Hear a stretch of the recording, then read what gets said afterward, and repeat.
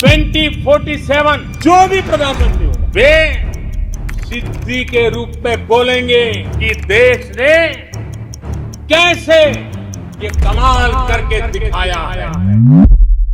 जब भी super power की बात की जाए तो हमारे जहनों में जो पहला नाम आता है वो है अमेरिका। अमेरिका आज दुनिया पे राज कर रहा है, मगर हम सब ये जानते हैं कि हमेशा कुछ भी एक जैसा नहीं रहता। चीजें बदलती हैं, इतिहास बदलता है। ये जो अमेरिका सुपर पावर होने का ताज अपने सर पर सजाए हुए है, ये पहले दी ग्रेट ब्रिटेन और यूएसएसआर के पास था।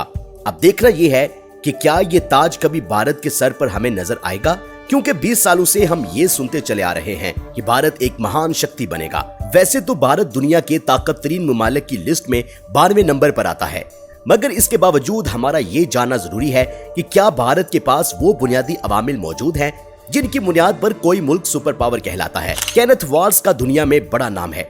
वो सुपर पावर को 5 क्राइटेरिया में डिवाइड करते हैं। उनमें population and territory, resources endowment, economy capability, political stability और मिलिट्री स्ट्रेंथ जैसे फैक्ट्स शामिल हैं। यानी कि केनेथ के मुताबिक अगर कोई मुल्क सुपर पावर बनना चाहता है तो उसके पास इन 5 चीजों का होना बहुत जरूरी है। इसके अलावा जॉन मेयर शिमर, जो कि अमेरिकी स्कॉलर हैं, उनका कहना है कि जिस कौम के पास सबसे ज्यादा ताकतवर कौम के साथ जंग लड़ने के लिए फौजी ताकत होती है वो सुपर पावर कहलाती है। यहाँ पर अगर बात फौजी ताकत की हो रही है तो हमारी इंडियन आर्मी को कौन नहीं जानता। इसके अलावा कई तजियाकारों का ये मानना है कि हिंदुस्तान के पास आलमी सुपर पावर बनने की सलाहियत मौजूद है। यहाँ तक कि जापान के एक न्यूज चैनल के टॉक शो में एक जापानी प्रोफेसर ने यह कहा कि मोस्टली इंडिया दुनिया का नेक्स्ट सुपर पावर बनेगा। सिर्फ यही नहीं, हिरोशी हिराबायाशी ने तो इंडिया दी लास्ट सुपर पावर के नाम से एक बुक लिख डाली। अब इन सब तजियाकारों की राय को एक साइड पर रखते हुए हम प्रैक्टिकली ये देखते हैं कि क्या हमारे पास वो रिसोर्सेज मौजूद हैं जिनकी वजह से अमेरिका आज सुपर पावर है। वक्त गुजरने के साथ साथ ग्रेट पावर रेस में अपना स्टेटस बदलते हुए इंडिया एक पोटेंशियल सुपर पावर बनकर उभरा है।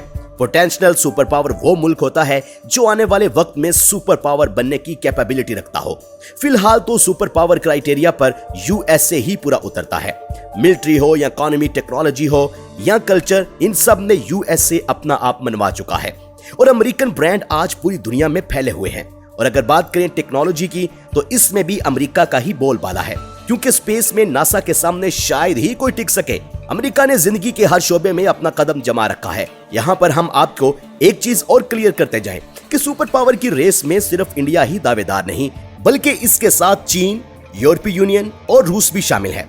जापान भी पहले इस रेस में था, लेकिन 1990 में अपनी बढ़ती हुई पॉपुलेशन की वजह से उसे लिस्ट से बाहर निकाल दिया गया। केनेथ ने सुपर पावर बनने के लिए जिन 5 चीजों का बताया है उसमें पॉपुलेशन एक अहम फैक्टर है। चलें सबसे पहले बात करते हैं इकोनॉमी की।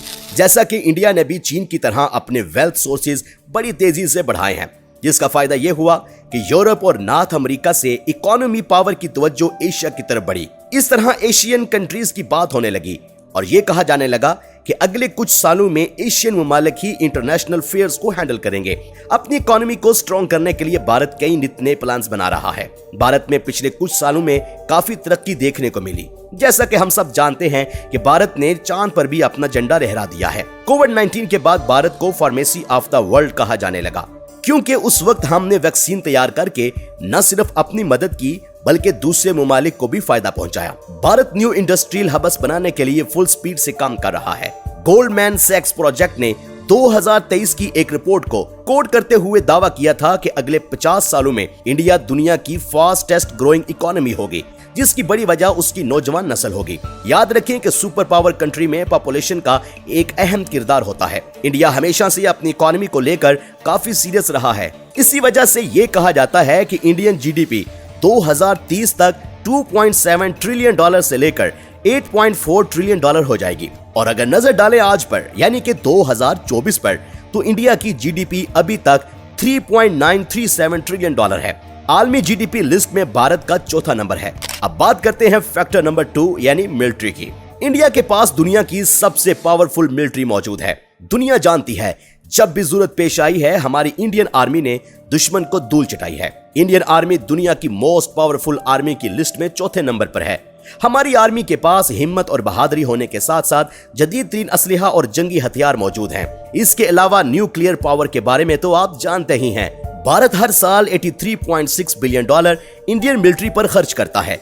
इसको बेहतर से बेहतरीन बनाने के लिए अगर यहाँ पर देखा जाए चाइना आर्मी को, तो इंडियन आर्मी से वो मोस्ट पावर आर्मी की लिस्ट में एक कदम आगे है। मतलब चाइना आर्मी दुनिया के थर्ड पावरफुल आर्मी मानी जाती है। इसके अलावा रूस इस रेस में नंबर 2 पर आता है। इस लिहाज से हमें इस फील्ड में मजीद काम करने की जरूरत है। अपनी मिलिट्री को बेहतर और एडवांस बनाने के लिए हमें भी चाइना की तरह आर्टिफिशियल इंटेलिजेंस की मदद लेनी होगी। अब आते हैं फैक्टर नंबर 3 यानी पॉपुलेशन की तरफ। कहा तो ये जाता है कि जितनी ज्यादा पॉपुलेशन उतने ज्यादा मसाइल। बढ़ती हुई आबादी किसी भी मुल्क के लिए प्रॉब्लम हो सकती है, क्योंकि अगर खाना कम हो और खाने वाले ज्यादा तो लोग भूखे मरते हैं। मगर बढ़ती हुई आबादी का हाल मोदी सरकार के पास न था। पॉपुलेशन के बारे में हमेशा से एक चीज सुनने को मिली है कि पॉपुलेशन एक दो धारी तलवार होती है, यानी कि अगर एक साइड से नुकसान तो दूसरी साइड से फायदा भी हो रहा होता है। इस बात को समझने के लिए हम जापान की मिसाल लेते हैं।